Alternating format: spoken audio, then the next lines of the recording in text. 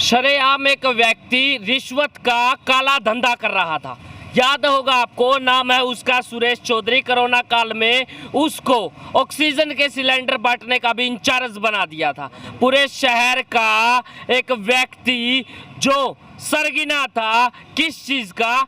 Oxygen के सिलेंडरों का, रेमडेसिविर की दवाइयों का। याद होगा आपको, सारे के सारे ऑक्सीजन के और रेमडेसिविर के जो भी इंजेक्शन थे उसके अंडर में आते थे। इतना करप्शन हुआ, पता नहीं उसके करप्शन की तारें कहां कहां से जुड़ी हुई है। अभी तक वो व्यक्ति पकड़ा नहीं गया है, महीने से ऊपर हो चुका है। लेकिन कमाल की बात यह है, रेड हो चुकी है, नाम आ चुका है उस व्यक्ति का, अखबारों के अंदर छप चुका है। लेकिन कानून के हाथ इतने लंबे नहीं हुए कि उसकी गर्दन तक पहुंच जाए। अभी तक उस व्यक्ति को भगोड़ा साबित नहीं कर पाया है हमारा डिपार्टमेंट, जो व्यक्ति उसको पकड़ने के लिए लग चुके हैं। कमाल की बात है, शहर के अंदर प्राइवेट लोग उसके ऊपर इनाम रख रहे हैं कि वो भगोड़ा है, उसको पकड़ कर लाइए, लाख रुपए तक का इनाम ले जाइए। मगर अभी तक डिपार्टमेंट की तरफ से कोई कार्रवाई हुई भी है या फिर नहीं। अखबारों के अंदर स्टेटमेंट बहुत आती है, लेकिन ग्राउंड के ऊपर क्या है? आज अखबार के अंदर एक बड़ी स्टेटमेंट आई है कि जल्द ही उसके पासपोर्ट का नंबर ले लिया गया है, उसको विदेश नहीं जाने दिया जाएगा। जैसे ही वो एयरपोर्ट के ऊपर जाएगा पता चल जाएगा और उसको वहीं पर दबोच लिया जाएगा। इतना बड़ा व्यक्ति, इतना समझदार व्यक्ति, क्या वही पासपोर्ट का नंबर लेकर वो एयरपोर्ट पर जाएगा भागने के लिए? ये एक बड़ा सवाल है। या फिर उससे बड़ा सवाल ये है, जब डिपार्टमेंट के निगरानी हुई, ध्यान में आया अगर वो व्यक्ति उससे पहले ही देश छोड़कर भाग चुका हो तो जिम्मेवार कौन है? बहुत सारे सवालात के कटघरे के अंदर फिलहाल डिपार्टमेंट खुद ही खड़ा हो चुका है, क्योंकि अभी तक एक व्यक्ति डिपार्टमेंट की पहुंच से बाहर है, कानून की पहुंच से बाहर है। सुना तो है कि कानून के हाथ लंबे होते हैं, लेकिन एक आम व्यक्ति, जो गरीब व्यक्ति होता है, उसकी गर्दन तक तो पहुंच जाते हैं। लेकिन जो पैसे वाला होता है या फिर जो ऐसा व्यक्ति होता है जिसको पकड़ा जाए तो वो शहर के बड़े बड़े लीडरों तक के नाम ले दे कि इस व्यक्ति तक भी करप्शन पहुंचता था और इस व्यक्ति तक भी हमारा बैग पहुंचता था। शायद एक ऐसी ही वजह होती है जब कोई बड़ा व्यक्ति नहीं पकड़ा जाता। करप्शन के हाथ दूर दूर तक होते हैं, शायद उतने लंबे होते हैं कि कानून भी ना पहुंच पाए। बहुत समय हो चुका है इंतजार करते हुए। 40,000 रुपए की रिश्वत लेने की कोशिश की थी, रंगे हाथों पकड़ा गया और अभी तक वो व्यक्ति भगोड़ा साबित नहीं हुआ है पुलिस की तरफ से, विजिलेंस की तरफ से। तो ये चल क्या रहा है? अदालत से उम्मीद है कि जल्द ही कोई बड़ी फटकार लगाई जाएगी, लेकिन बड़ी फटकार से अगर किसी की नींद खुले, बात तो जब है। फिलहाल राजीव सरदाना जी हमारे साथ में मौजूद है, जिनकी इस केस के अंदर पहले दिन से इन्वॉल्वमेंट है। सारी की सारी बातें ये पुलिस को बता रहे हैं कि आपने काम इस प्रकार करना है, विजिलेंस को बता रहे हैं कि आपने काम इस प्रकार करना है। लेकिन कमाल की बात यह है, उनको पता होना चाहिए कि हमको काम किस प्रकार करना है। जहां पर ये छुड़वा कर जाते हैं वहीं पर काम छूटा हुआ होता है, उससे आगे नहीं बढ़ता है। ये क्या चल रहा है? क्या वो व्यक्ति भी इस करप्शन के गंदे खेल के अंदर कहीं इन्वॉल्व तो नहीं है? एक क्वेश्चन मार्क लगातार उनके ऊपर भी लगता जा रहा है। राजीव सरदाना जी हमारे पास में है, बातचीत कर लेते हैं।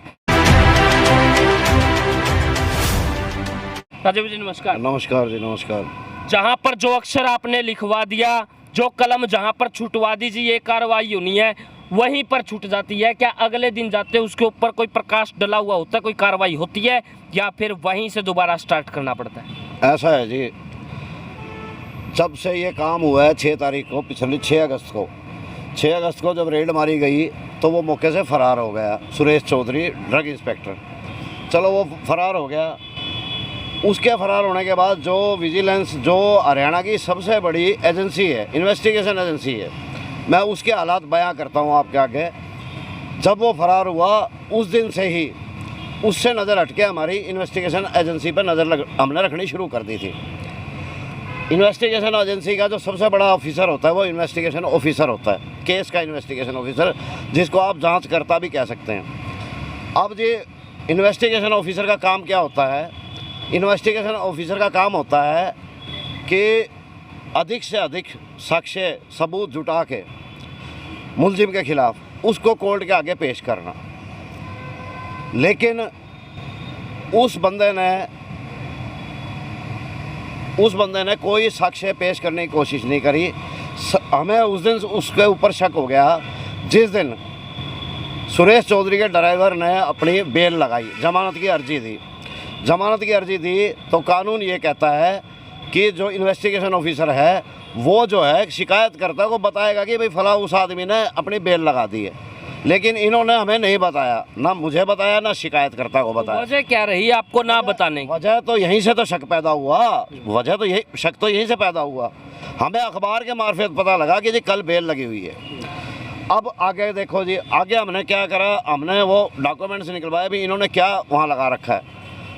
मज़े की बात यह है जी, इन्होंने एक प्राइवेट आदमी, ड्राइवर प्राइवेट था, वो किसी प्लेसमेंट एजेंसी से लिया हुआ था, वो प्राइवेट आदमी था, उसके ऊपर सिर्फ करप्शन एक्ट लगा रखा, जबकि प्राइवेट आदमी के ऊपर करप्शन एक्ट लगता ही नहीं। मैंने और अपना रामविलास ने, हमारे एडवोकेट हैं श्री रमेश यादव जी, जो बहुत विद्वान और बहुत मेहनती हैं, उनसे इस मामले में डिस्कस करी तो उन्होंने ये कहा कि भाई करप्शन एक्ट तो जो है प्राइवेट आदमी पे लगता ही नहीं है, अगर वो लगता है तो उसके साथ सेक्शन और भी लगते हैं। हमने आनन फानन में फटाफट करके हम जिस दिन तारीख थी इसकी, हम कोर्ट में पेश हो गए। बदबू वहीं से आने शुरू हो गई थी गंदगी की। जब हमने वहाँ देखा कि आईओ, सरकारी वकील और उनकी पार्टी का वकील, ये सब तीनों एक हुए थे। इनको ये उम्मीद नहीं थी कि हम अपना वकील लेके वहाँ पेश हो जाएंगे। हमारे वकील ने एप्लीकेशन लगाई, एप्लीकेशन लगाते ही जज साहब के समझ में आ गई। जज साहब ने आईओ को बुला के झाड़ लगाई, उसको कहा भी शर्म आनी चाहिए, क्या कर रहा है तू। चलो शक हो गया पैदा।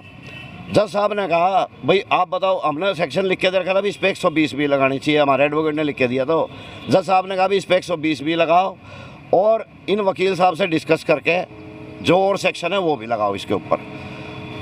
इसने आईओ साहब ने, अनिल कुमार जी हैं, अनिल कुमार सोडी जी आईओ हैं इस केस के, उन्होंने कहा जी ठीक है।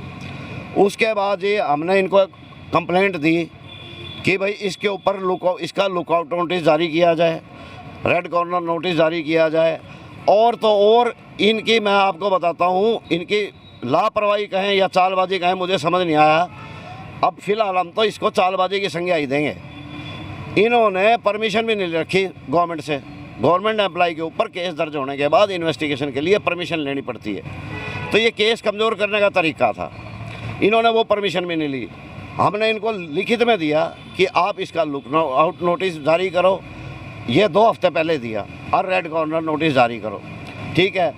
फिर हमने दिया कि इसकी जो है प्रॉपर्टी की जांच करो और इसकी आप परमिशन लो। वो आज तक परमिशन नहीं ली गई है। आपको नहीं लगता आप उनको बता रहे हो कि लुकआउट नोटिस जारी होना चाहिए, रेड कॉर्नर नोटिस जारी होना चाहिए, उनके तजुर्बे के ऊपर क्वेश्चन मार्क नहीं लगता कि एक गवर्नमेंट की तरफ से परमिशन लेनी चाहिए एक सरकारी आदमी की, जब जांच हो, इन्वेस्टिगेशन हो, उनका तजुर्बा क्या कर रहा है? आज तक उन्होंने सीखा क्या है उस कुर्सी के ऊपर बैठकर? श्रीमान जी, शक तो यही हो रहा है ना हमें, लेकिन हम भी जो है पीछे हटने वाले नहीं है। हम भी हर एक चीज़ इनको रिटर्न में दे रहे हैं, इनसे रिसीविंग ले रहे हैं। ये यहाँ नहीं मानेंगे तो कोर्ट में आएंगे, कोर्ट में सीधे में आएंगे, इनको छोड़ेंगे नहीं। अगर जब उससे हमारी कोई दुश्मनी थोड़ा है, उससे कोई रंजिश थोड़ा है, उसने गलत काम किया, हमने सरकार की मदद करी है, हमने सरकार की मदद करी है। विजिलेंस की तरफ से अभी भी सुरेश चौधरी भगोड़ा साबित तो हुआ है या फिर नहीं हुआ, ये एक बड़ा सवाल है। नोटिस और रेड कॉर्नर नोटिस जारी होने के बाद जब बस अड्डों पे, स्टेशन पे, हवाई अड्डों पे उसके नाम के पोस्टर चस्पा होंगे, जब वो भगोड़ा घोषित होगा। अभी नहीं है, अभी नहीं है। यानी कि अभी तो विजिलेंस ये भी नहीं मानती कि वो भगोड़ा भी है। ऐसा है, कल जो है इन्होंने परसों प्रिंट मीडिया के अंदर बयान दिया है कि जी हम बुधवार को इसका रेड कॉर्नर और वो नोटिस जारी कर देंगे, लेकिन इन्होंने कल भी नहीं किया। चलो, उसके बाद ना तो इन्होंने इसकी प्रॉपर्टी अटैच करी, ना इसकी परमिशन ली, ठीक है जी। अब हम कहते हैं जी इसकी आप परमिशन लो। अब ये बहाना लेते हैं कि जी हमारे जो एडीए साहब हैं ना, उनसे ओपिनियन लेनी पड़ेगी। आप हमारे एडीए साहब से मिलो। हम एडीए साहब से मिले, एडीए साहब को हमने अथॉरिटीज़ दिखाई, भाई इस करप्शन एक्ट के अलावा इसमें 11 और 12 सेक्शन भी लगेगा, उससे केस और मजबूत होगा। तो एडीए साहब तो पता नहीं किस घमंड में थे, घमंड नहीं, मुझे तो वो लग रहा है कि वहाँ से दाल काली हुई है। उन्होंने हमारी एक बात नहीं सुनी, जबकि हमने उनको अथॉरिटीज़ दिखाई, हमने उनको सुप्रीम कोर्ट के, हाई कोर्ट के निर्णय दिखाए उस अथॉरिटीज़ के ऊपर, तो भी वो एग्री तो हो गए, लेकिन वो इस बात के लिए मानने को नहीं तैयार हुए कि भाई हम इसको जोड़ेंगे केस में। ठीक है जी। अब हम जो है जो सरकारी वकील जो इनका एडीए है, कोई राम अवतार जी हैं, उनके खिलाफ भी शिकायत करेंगे डायरेक्टर अभियोजन के पास। ठीक है। अब कल की तारीख है, कल ये देखते हैं क्या करते हैं। क्या लगता है अब कल lookout notice, red corner notice जारी हो जाएगा? पासपोर्ट पकड़ा गया, उनका नहीं पकड़ा गया अभी तक? काफी सारे सवाल आते हैं। पासपोर्ट नंबर बता रहे हैं कि हम ले आए हैं, हम लुकआउट नोटिस जारी कर देंगे। अगर ये नहीं करेंगे ना कल भी, तो हम पिटीशन एक और डालेंगे कि कोर्ट इसको अपने संज्ञान में लेके अपनी दिशा निर्देश में, अपनी देख रेख में इस केस की इन्वेस्टिगेशन करवाए। और हम डीजीपी, जो अब डीजीपी साहब आए हैं, शत्रुजीत कपूर जी, उनसे जाके पर्सनली भी मिलेंगे। उनको हमने लेटर भी लिखा है, उनको मेल भी कर रखी है, सारी कार्यस्थानी बता रखी है। एक बात बताइए, वो जो पासपोर्ट का नंबर है वो अब नोटिस किया गया है, अगर अब से पहले ही वो व्यक्ति यहाँ से रफू चक्कर हो गया हो, भाई साहब फिर 6 तारीख पिछली 6 अगस्त का वाकया है ये, अब तक तो वो अमेरिका में 2 चक्कर काट के आ सकता है वो। ठीक है ना। वो भी हमारे कहने पे, शिकायत करता गए कहने पे, शिकायत करता गया लिखित में देने पे। पहले हम वर्बली बोलते रहे, इन्होंने नहीं मानी, लिखित दी तो इन पे दबाव आया। एक आम व्यक्ति अगर कोई गलती करता है, इस तरीके का कोई काम करता है, जो उसको थाने के अंदर बिठा के या वहीं पे बिठा के मुर्गा बना के छितर परेड कभी की हो जाती, क्या लगता है इस व्यक्ति को अभी तक बचाने की कोशिश कहूँगा, पूरी तरह पकड़ने की कोशिश नहीं, बचाने की कोशिश ही है, क्योंकि सरकार की तरफ से परमिशन नहीं ली जाती जांच के दौरान। अभी तक उस व्यक्ति के लुकआउट नोटिस जारी नहीं होते, अभी तक रेड कॉर्नर नोटिस जारी नहीं होते, अभी तक उस व्यक्ति का पासपोर्ट के लिए वहाँ तक अथॉरिटी के पास में जमा नहीं होता कि अगर कोई व्यक्ति इस नंबर से आता है तो उसको पकड़ लिया जाए। ये काम अभी होने पेंडिंग है। आखिर 1 महीने से डिपार्टमेंट कर क्या रहा है? अब ये उसको पकड़ने की कोशिश है या फिर उसको बचाने की कोशिश है? क्या कहेंगे? ऐसा है, इनके पास एक ही बहाना है, इस टीम के पास, इन्वेस्टिगेशन टीम के पास एक ही बहाना है जी, हम अपने एडीए से पूछ के करेंगे, ओपिनियन लेके। जबकि सेक्शन 17 के अंदर आईओ जो है, खुद जो है, उसके पास पावर है, वो इसकी प्रॉपर्टी अटैच करा सकता है।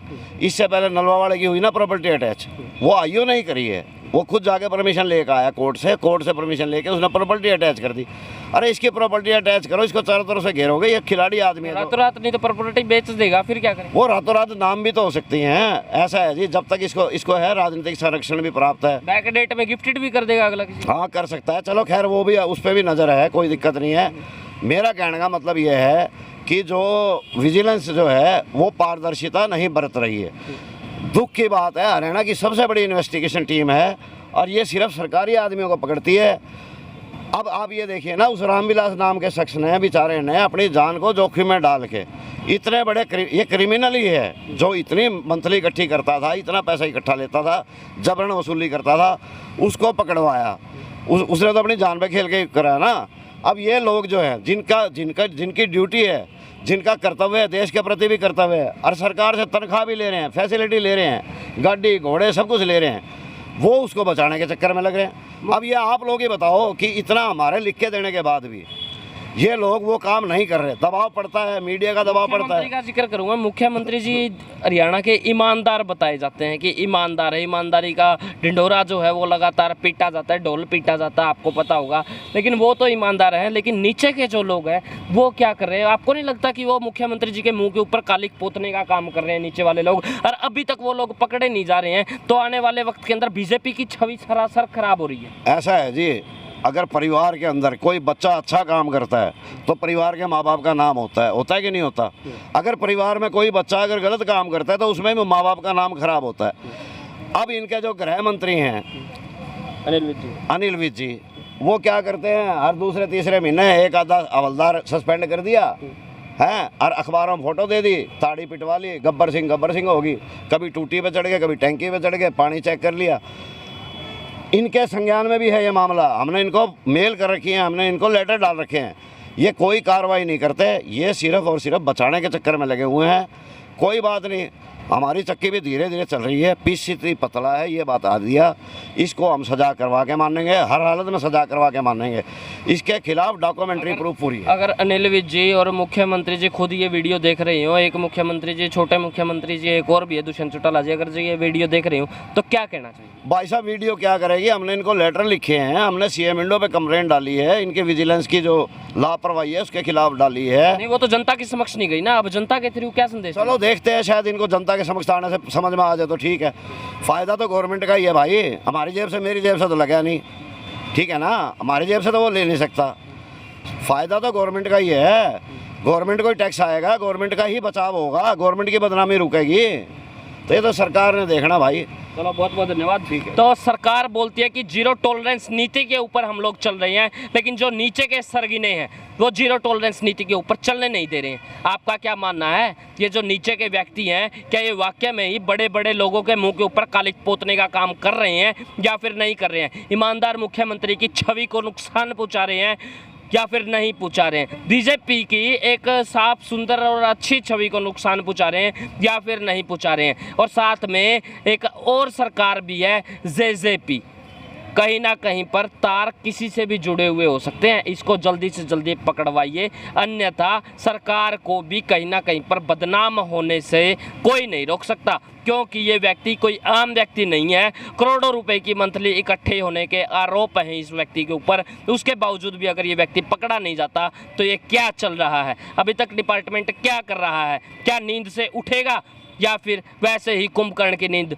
सोया रहेगा? आपका क्या मानना है, एक बार कमेंट सेक्शन में जवाब जरूर दीजिएगा। देखते रहिए आचार 20 न्यूज़ इंडिया, आपकी आवाज़। धन्यवाद। जय हिंद, जय भारत।